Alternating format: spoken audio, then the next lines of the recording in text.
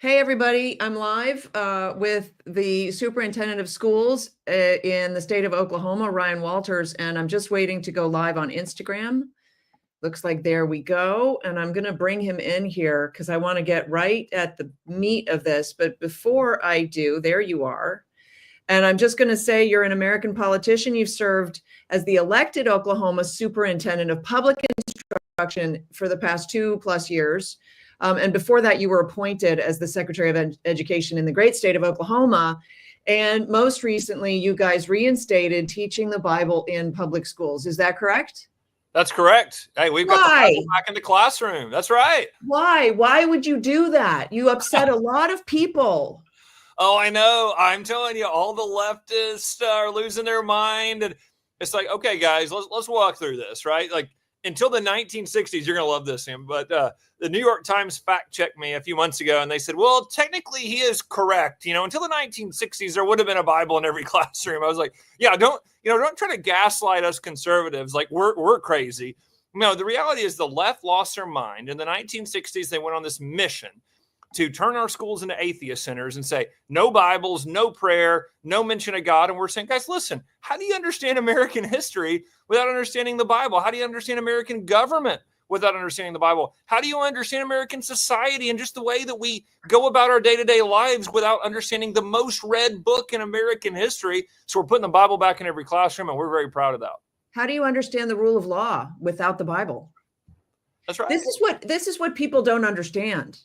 Is we are operating on a morality that we've inherited.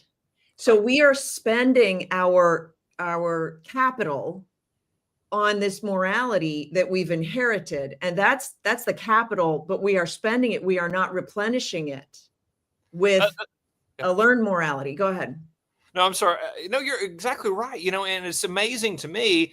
For your viewers that have been up to Washington, D.C., go look at the monuments. Go read the quotes from Jefferson, Washington, Lincoln. They're all talking about God. They're talking about God's providence. And then you go inside the House of Representatives, right? You go in there and guess who is the chief lawgiver that looks at every member of the House of Representatives every day, right in the middle? It's Moses.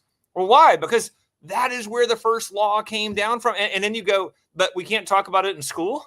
We don't want our kids to have any context of where a law came from, what governed the lives of so many, when folks like Adams and Franklin and Washington talked about morality and religion being absolutely imperative for this constitutional republic to survive. But we can't tell them that. I mean, it's so beyond absurd. And it's so beyond time for us to get back to understanding that the Bible absolutely needs to be understood by our young people. It needs to be understood by all kids. And listen, you can be a leftist, radical, nut job, and you can be offended by it. You cannot like it, but that's our history. So we said, look, we're going to put it back in the classroom. We're excited to do it. Yeah. And so I see that you're taking sort of the tact of, hey, it is an intrinsic part of our history and the history of the world. It is actually the best resourced history textbook of the time period that it covers. It's the only textbook for some of the time period that it covers that we have. And so from that standpoint, you can't claim to educate a child while you're hiding this extremely important book to humanity from him. And it was a little bit off for us to go the moral route, because that's not really your argument for putting it back in school, right? Right, but I do think that's important too. I mean, look, right. Because you're a Bible believer, you understand the moral relevance, but that's not the argument for the people who don't know that they subscribe to the morals of the Bible, which is interesting because they all subscribe to them. They just don't know that they do, right? Yeah, and that's a great point. One of the things I walk people through, so I'm a former history teacher, so I know you and I talked about that. But yeah, I was a history teacher, and I go back to it and I explain to folks like this. So if kids have no understanding or any context of the Bible or Christianity and American history, okay, why did the Pilgrims come to America? What were they leaving? Why? Okay. Why did Thomas Jefferson fight for we're endowed by our Creator? Why was that important to him to say endowed by our Creator? Fast forward, why did Abraham Lincoln talk so much about God's providence in the decisions he made? Fast forward to Martin Luther King Jr. He's arrested and thrown in jail. He is being mocked and ridiculed, and he writes this letter from a Birmingham jail in which he says, hey, guys, listen, yeah, I broke the law. But listen, I follow God. I follow the Bible. He mentions Shadrach, Meshach, and Abednego. He talks about Daniel. He says, listen, there's biblical examples here for disobeying an unjust law. That's what I did. How do you explain to them? How do kids understand Martin Luther King Jr.'s motivation and explanation for being in a prison, for being in a jail cell, if you don't tell that story with some context? Of course, kids have to know this. Yeah, it's so good. It's so good. It also gives children an understanding of a historical timeline that they are a part of. It actually brings them into history. And when you separate a child from history, you abandon them, you orphan them basically in just sort of the fluidity of time. But when you can give them this whole timeline, these are your predecessors, this is what came before you, and this is why, this is what these people fought for and why, then all of a sudden the child sees that there might be a purpose to his life also, right? That's exactly right. And that was, one of my loves of being a history teacher is you walk kids through an understanding of American history. You make sure that they understand that there were people before them that faced the same trials and tribulations they did. And you look at how did people make decisions? What were their, and again, you learn from the good examples and you learn from the bad examples. Right. And we live in the most wonderful country in the history of the world. And our kids should be inspired by our history. They should see that there were people that came before them that faced all these issues, that made good decisions for us to live in a land that was free, home of the brave. And they need to know that. And we're unapologetic here in Oklahoma. I want our kids to be patriotic. I want our kids to love this country. We teach them all of our history, all of it, right? We don't hide anything from the good, the bad, and the ugly. But at the end of the day, we know they're going to look at a country that was founded on timeless principles. That's why we've stood the test of time, and they have a lot to be proud of. So did you must have faced opposition on this. Can you walk us through what that was like? Yes, I'm still in a lot of lawsuits on it. I mean, here's how it happened. So we went about and we said, listen, I ran a campaign. So I'm a statewide elected official here in Oklahoma. We elect this position. I heard it all over the campaign trail. People said, listen, why don't our kids understand American exceptionalism? Why is it that, when I talk to my kid about, the beliefs of the founders, they have no clue how many of them were Christian. They had no clue about all of them. Right. Yeah. About the Pilgrims, the Puritans, they had no concept of this. And so, hey, we looked at it. We got groups together and they said, yeah, absolutely. The Bible's been driven out of the classroom. There's no context here. So as we began to put it back, we put Bibles back in the classroom. We also put in new curriculum that mentions the Bible more than any other state. So we're very proud of that too. And where'd you get the curriculum? Okay, so the curriculum. So first of all, we're doing God Bless USA Bibles. Our good friend Lee Greenwood has been helping us put the Bibles back in the classroom. So huge fans of Lee Greenwood. He's obviously an incredible American, but he's been very helpful to us to help get those Bibles in the classroom. So we really appreciate Lee Greenwood. And then the second part is the curriculum. What we did is we developed standards that put the Bible in there. And we are taking now all the curriculum that will include God's role, the Bible's role, the references to God back in. So right now we're actually open to that. So anybody that's got that type of curriculum, we're bringing into the state. We partner with PragerU to do some of that. So again, we're still developing those things. I have that curriculum. It's good, isn't it? I have it. I mean, I have one. Okay. I have an excellent one. It was developed years ago. It was basically based on history. Here is your history textbook. It's called the Bible. And we're going to study history through the lens of the Bible. It's an excellent curriculum. I will get that to you. I would love that. I would absolutely, because that's what we're doing right now is it's in the standards. So let's see what curriculum's out there. So absolutely, let's keep going down that road with that. And again, we have seen parents, so excited, grandparents so excited, and then what happens? The teachers union comes out of the woodwork. The ACLU comes out of the woodwork. Yeah. Southern Poverty Law Center comes out of the woodwork. So they start suing us, trying to stop these. So we have a case before our Oklahoma Supreme Court right now. But we've been allowed to move forward with it. So we are moving forward, putting Bibles back in the classrooms, putting God back in the curriculum. And, I feel confident about our chances in the Oklahoma Supreme Court. Right. So everything's a process. You can make a decree and you can, say that something's going to happen, like we're going to disband the Department of Education, but it's still a process. It's still ongoing, right? That's right. That's right.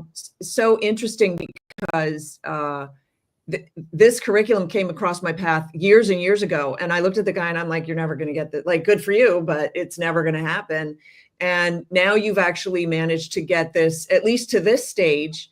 And let's see if we can put some of that curriculum in front of the kids. I think this might be the only public school initiative that I could ever support. So That's hey, right there. We need to take that quote right there and clip that. Excellent. Appreciate that. Look, I mean, we have, and I'm gonna tell you this. We have got to start playing offense as conservatives. I've seen so many states that go, oh, they wash their hands of it. It's like, the public schools have gotten so bad, and this issue's going, the teachers unions can't deal with them. Well, I came in here and won an election. Go, no, we're breaking that up.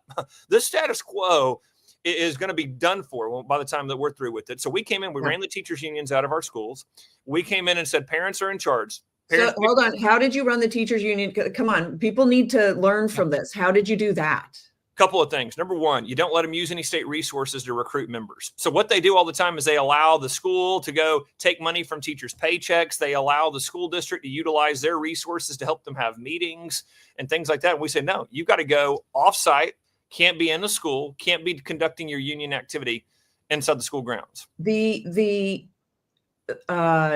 state sponsors school board members trainings, and the union does the trainings. And that's the most dangerous part, because the training that the union gives to the school board members who are new and they just want to serve the kids in they just want to serve their community, whatever. They are trained to rubber stamp everything that the union desires, or everything that the school superintendent, who is controlled by the union, desires. Is that wrong? No, that is 1,000% right. And I appreciate you walking everybody through that, because you're exactly right. They have the ability, and what they did a few years ago is the teachers union, the administrators, and the school board associations all came together and said, why would we fight each other? We can just all join up and have this power and go suck all this money from taxpayers. That's what they do. Like you said, literally, they're taking your taxpayer dollars to pay the teachers union and the school board association to give the trainings. And we're going, no, these are left-wing operations that masquerade like they're a teachers group or administrators group. No, they're not. They're left-wing activists. So we came into office and I said, we can do y'all need a training? We'll do it. That's what we're here for. You got questions? That's what we're here for. Don't go pay an association for it. So we offer these for free. Hey, if you got questions on your school board membership, on or a school board leader, what are your duties and roles and responsibilities? Teachers, you want professional development to help you teach history or whatever else. Again, get away from these associations that are pushing woke ideologies. And so you said that you broke the teachers unions away from the schools. Because the teachers unions in theory represent the teachers, and the teachers pay their dues. How do you have non-unionized schools? So first of all, you've got to pass legislation that makes your right to work state, number one. Number two, you've got to have legislation that says you can't use state resources to further the teachers unions. And then number three, you can't let them automatically deduct from teachers' paycheck. Because what they do is they get you to say yes one time and then you're in for life. I mean, it's like Hotel California, you can check in, but you never leave.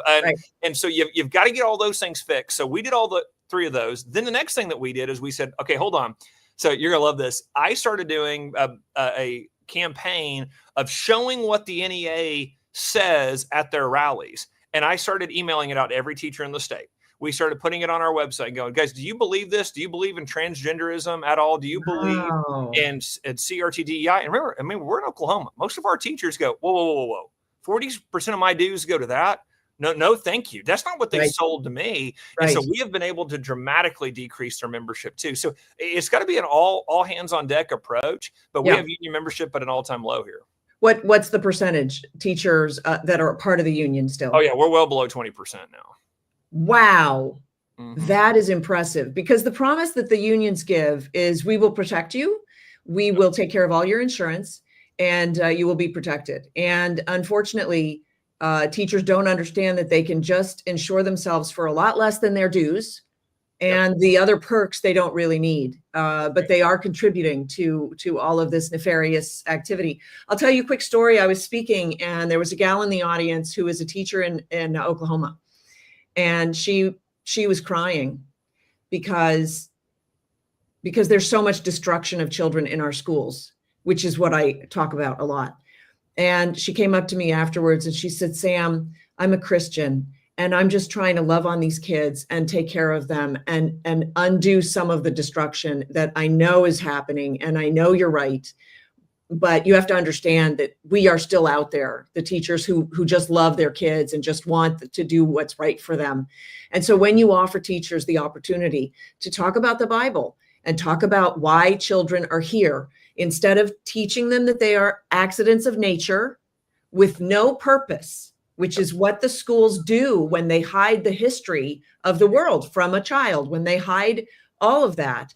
And that there's this alternative view that, no, you have intrinsic value, you have purpose, there's a reason that you're here. You're offering these teachers a great shining light. It's a wonderful thing. Well, and I'm going to say this, and this is one of my, big fears is, if we don't get this fixed very quickly, your good teachers are leaving in droves because they're going, I'm not going to go teach a kid there's 27 genders. I'm not going to walk in class tomorrow and tell a kid they're racist because they're white, because you hear all these woke administrators, they are pushing this down. So when I came in, I said, hey, school districts, if you do that, I'm taking your accreditation. Administrators, if you do that, I'm taking your certificate. You can go get another job, but you're not going to be an administrator in our state. We're not going to allow this to continue, because if we don't correct this, good people, good conservatives are never going to teach. They'll go do something else. And at that moment, if we allow our public schools to have no hope for anybody good to be involved with it, I mean, 80% of the kids go to public schools. And so they're not going to have a path or a hope or a path to success there. And so that's what we're going, hey, we're going to get wokeism out of our schools. We're going to make sure parents have full rights, full transparency in everything going on in their schools. We're going to make sure that, hey, parents want to send their kid to a Christian school. More power to them. We're so excited. By the way, I'm going to be in D.C. for the Supreme Court case that I'm involved in, because we're going to have the first religious charter school in the country here in Oklahoma. So we're very excited about that. I'm in that case, and we want to make sure that, look, if you want a Christian school for your kids, that's great. If you want to homeschool your kids, that's great. We encourage it here. Right. There's an argument to be made that if the government isn't funding private Christian institutions, or rather Christian schools, let's say, if the government isn't, that's a violation of the 14th Amendment. Yeah. Look, I mean, that's the reality, is what you see so often. And I just got through doing an interview with NBC. They came in and, they were just going, oh, but what about what happens if, you allow a Christian school to come in here, and then what if the kids leave their public school for that Christian school? I go, great. Like, if that's what their parents want for them, why would you be against that? But, they have all these excuses that they have built up. And I'm going, guys, I want kids to be educated. I want kids to go in and have fulfilled their God-given talents that God gave every kid in a unique way. And so, you know what? Absolutely, if they want to go to a Christian school, we want to empower them. We want to break down barriers for it. But I'm telling you, it's the left's worst nightmare. They don't want kids to have a Christian education. They don't want a kid to be homeschooled. Heaven forbid they spend more time with their parents. I'm going, guys, could we do anything better to help families be closer, tight-knit, than saying, yeah, absolutely, we want to encourage homeschooling. Absolutely, we want parents to be more involved in their kids' education. Well, it's the number one predictor of academic success is the involvement of the parent. It's the number one predictor. So I say maximize that. That's right. Amen. Let's get these kids educated. That's right. So and yeah. And when school started, and again, I saw this a few decades ago, is really when it started, is when they started pushing parents out, when they didn't want to answer questions from parents. They didn't want parents to see what they were teaching their kids. They didn't want parents kind of in the schools, and I'm going, look, I was a teacher. As a good teacher, I wanted all the parents involved. I wanted grandma, grandpa. Yeah, write me. Come in. Let's talk about how your child's doing. And when they started doing that, a lot of parents got the message of, like, they don't want us here. We're going to go find something else. We're going to go find these other opportunities for ourselves. So the public schools did this to themselves. Oh, for sure. But it starts. So one of the things that I've heard recently that I've started to parrot is you cannot teach academics effectively without character first, because academics are uninteresting unless your character informs you that it's important to learn academics, right? And if your character doesn't, if you personally don't have that idea that this is important for me, for my well-being, for my growth as an individual, as a creation of God, as a valuable part of society, if you don't have that, you're never going to absorb the academics because they're just not that interesting. So how do we get character into kids? That's spot on. It's so spot on. I fought getting all the pornography out of our schools here in Oklahoma. I got sued, by the way, by all of our districts that wanted to keep it in there. They wanted genderqueer inflamer. We fought, got it out of our schools here. And then I told all the conservatives, like, oh, guys, that's half the fight. Half the fight is getting that garbage out. The other half is, what are we putting in? Yes. What are the kids learning about? Again, great. We teach them to read. Well, what are they reading? Right. What are they filling their minds with? And so we launched not only the Bibles in schools, but we're working on curriculum. Again, look, can't wait to talk to you about that. But to get the Bible and character development introduced at younger grades. We put William Bennett, former Secretary of Education for Ronald Reagan, we put the book of virtues back in every classroom. Let's read about virtues. Let's read about Bible stories. Let's read about character development, because again, what you put into that child, what you allow them to read is just as important as learning to read. And so we've got to continue. We've got to finish the fight. It's not just keeping out the bad stuff, the woke stuff. It's also ensuring that kids have that moral character development. I was talking to a Black mom the other day in one of our inner cities, and she was walking me through her son had been bullied. He had joined a gang. It was just this terrible story. And then she brought him to this private Christian school. And she said, and it was a nun that her child worked with, and she said every morning, if he gets in trouble, he's writing Bible verses. I mean, they are drilling home to him, this isn't what God wants for your life. And she goes, I'm going to tell you, he needed God. That's what he needed. That's what turned him around is, hey, it's not just because I said not to. It's because the God that created you uniquely told you not to. And again, for her, she said, hey, for my kid, he had to have that. It had to be that extra level of why were you created? What does God want for your life? And again, we've got to make sure that our kids have those opportunities to learn like that. Yeah, I'm going to read some of the comments here. Kids don't have familial support to help them succeed. Parental involvement is paramount to the success of a child. What is the message at home about education, both formal and informal? And how do parents help their children see the value of being an asset to their community? Honestly, it's through character formation and teaching virtue. And if you don't understand why you should be virtuous, then all we're doing is creating smarter criminals. That's right. That's right. Well said. And I mean, and I think that it's so important for parents. Again, you teach a kid, you read from the Bible at home, you drive this point home that there's something much bigger than ourselves. And then again, I'm a history teacher, so I'm going to talk about teach your kids history. We're here in this great country because we had people before us that sat there and said, actually, again, our founders risked their lives, their sacred fortune. They risked everything to say, this will outlast me. This is for my kids, my grandkids, but others, the whole society. I'm willing to put that forward because you know what? It is worth the self-sacrifice to do that because, again, they had that moral compass. And I think it's so important to let kids know, look, and I tell my kids, I got 4 little ones, and I tell them, I go, guys, hey, look, I love you so much. I do. God loves you.